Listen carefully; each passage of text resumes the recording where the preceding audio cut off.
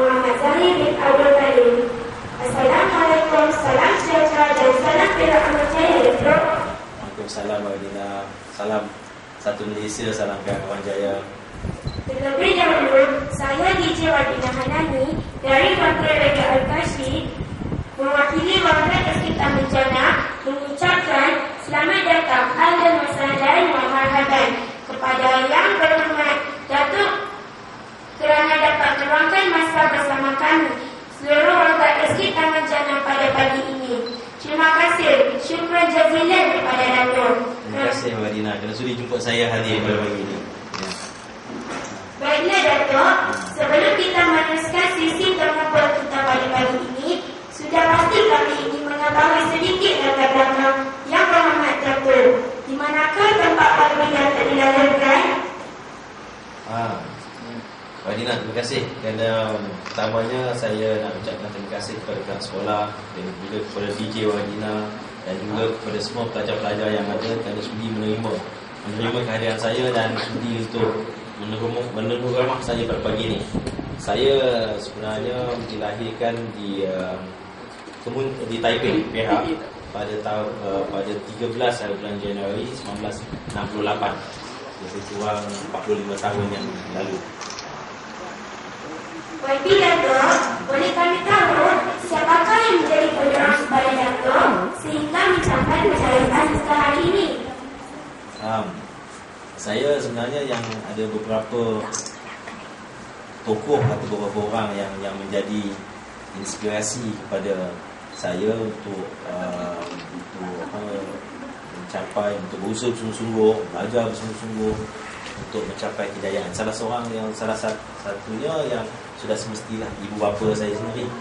Mak bapa saya dulunya asal cikgu Khalid Nasir dan mak saya cikgu Cik Su, yang memang daripada dulu lagi mengasuh saya dengan adik-adik saya untuk belajar bersungguh-sungguh dan untuk berusaha bersungguh-sungguh untuk mencapai kejayaan.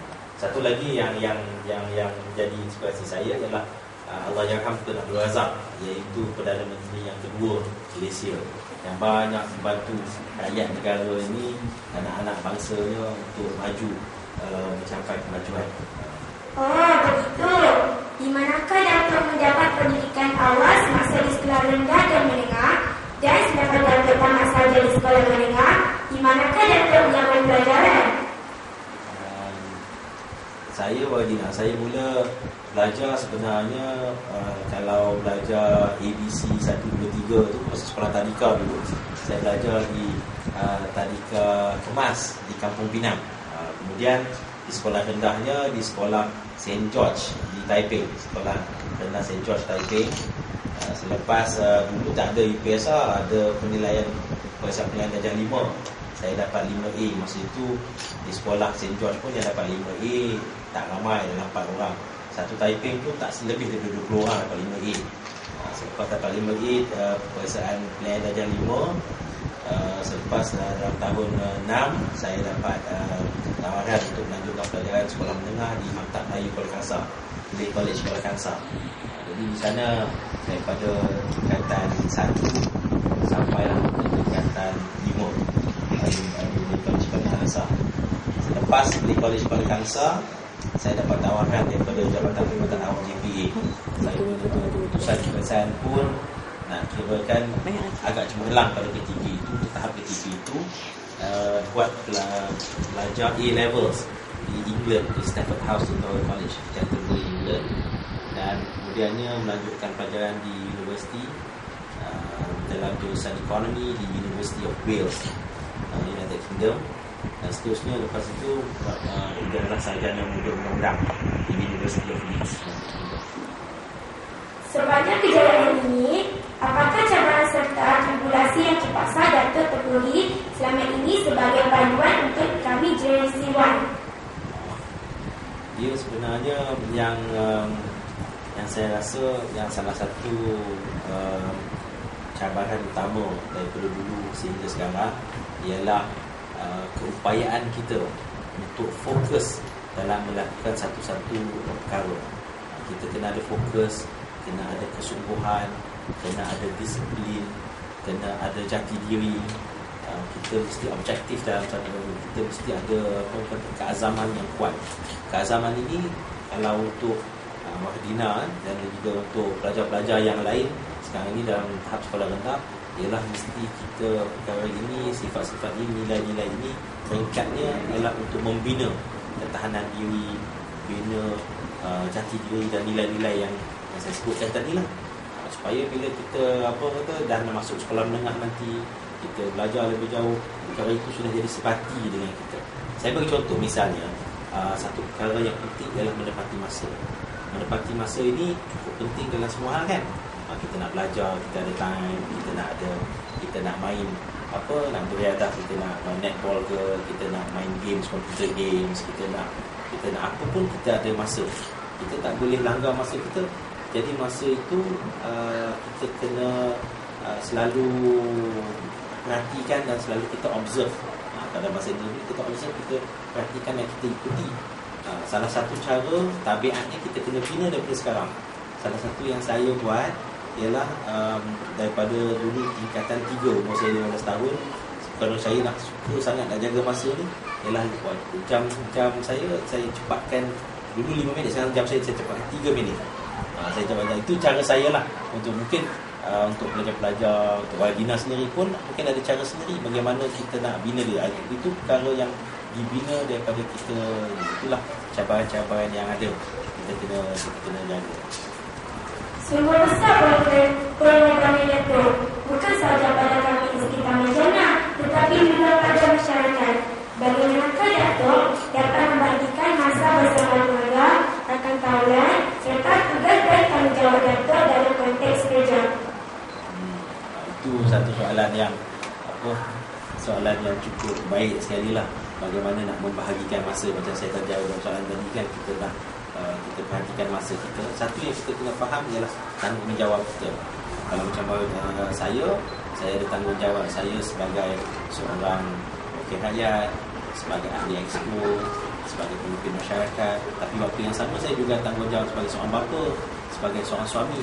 Jadi saya kena membahagikan masa dan mengimbangi masa-masa inilah, supaya dapat masa-masa ini dapat dapat dilalui secara berkualiti dan secara optimal, secara baiklah. Macam Wahdina pun sama juga, macam dengan yang pelajar yang lain, kawan-kawan yang lain. Sebagai waktu ini sebagai seorang pelajar, sebagai seorang anak, saya sebagai seorang anak, kita ada ibu bapa kan, kita sebagai seorang anak, sebagai pelajar, sebagai kawan, semua ini kita kena cuba menggunakan masa untuk memenuhi masa untuk kita sebagai pelajar. Apa sekarang tugas utama pelajar untuk belajar. Jadi masa dia macam mana kita nak jaga, masa bila dan sebagainya. Begitu juga sebagai seorang anak, kita kena ada tanggungjawab dan amanah. Kita kena tahu tanggungjawab dan amanah kita itu. Kunci kata dia tanggungjawab dan amanah. Kita kena tahu dan kita kena tunaikan. Baiklah Datuk, untuk soalan saya yang seterusnya berkenaan dengan sekolah kami, SK Taman Jaya. Apakah yang menyebabkan Datuk berbesar hati untuk menjadikan pusat sumber Al-Kashfi SK Taman Jaya ini sebagai pusat sumber angkat Datuk? Saya lihat kepada potensi yang ada. Satunya ialah daripada sebagai sebuah institusi, sebagai satu sekolah. Saya tengok sekolah ini ada potensi. Pelajar-pelajar saya secara umumnya pun cemerlang. Pelajar yang rata-ratanya mempunyai, yang saya tengok jernih mukanya, dia tengok baik peribadi tingkah lakunya, tengok rekod akademik yang lalu dan sebagainya. Dan kita lihat pusat sumbernya dari segi kemudahan pusat sumber yang ada ini boleh membantu untuk meningkatkan potensi pelajar-pelajar yang ada. Sebab itu saya rasa ianya satu usaha yang baik kalau dijadikan saya ambil sebagai pusat sumber komputer anak angkat. Jadi boleh kita bagi tumpuan fokus, katakan tadi fokus untuk kita majukan, untuk dijadikan bila kita dapat realisasikan potensi pelajar-pelajar yang ada untuk menggunakan kemudahan cyber ini, kita boleh jadikan dia kemudiannya sebagai contoh kepada sekolah-sekolah lain, kepada pelajar-pelajar lain. Itu jangkaan, rancangan, pandangan, harapan masa depan untuk pusat cyber di sekolah ni lah. Apakah matlamat serta harapan Datuk terhadap SK Taman Jaya umumnya dan pusat sumber Al-Kashfi khususnya? Saya harapan saya ialah pelajar-pelajar dapat merealisasikan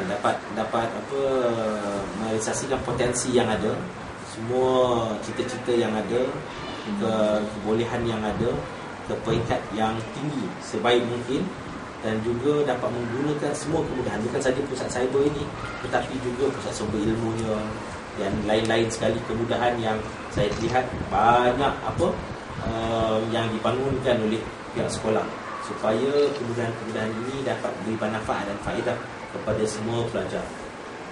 Baiklah Dato', itu sahaja persoalan saya yang ingin saya ajukan kepada Dato' untuk hari ini. Saya Dina mewakili seluruh rakyat sekitar Bejana. Ini amatlah berbesar hati di atas kehadiran Dato' kerana sudah hadir ke sekolah ini. Dan kami mengucapkan terima kasih kerana sumbangan dan wali Dato' menyediakan 20 komputer di pusat cyber kami. Untuk maklumat, YB Dato', alhamdulillah kesemuanya komputer yang diberikan telah pun digunakan oleh murid-murid di sini. Terima kasih Dato'. Tuntasnya, jelaslah bahawa sebuah kejayaan itu dapat dicapai oleh sesiapa sahaja jika ada kesuburan, kecekalan, semangat dan kemauan sendiri. Tok berjaya.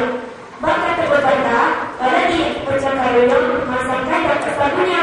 Sekian, terima kasih. Syukran jazilan ya barakallahu fiik. Dato' Muhammad Zahir bin Haji Abdul Halim. Semoga Allah Ta'ala memberkati segala usaha dan permohonan Dato' di dunia dan akhirat. Terima kasih DJ Wadina. Terima kasih.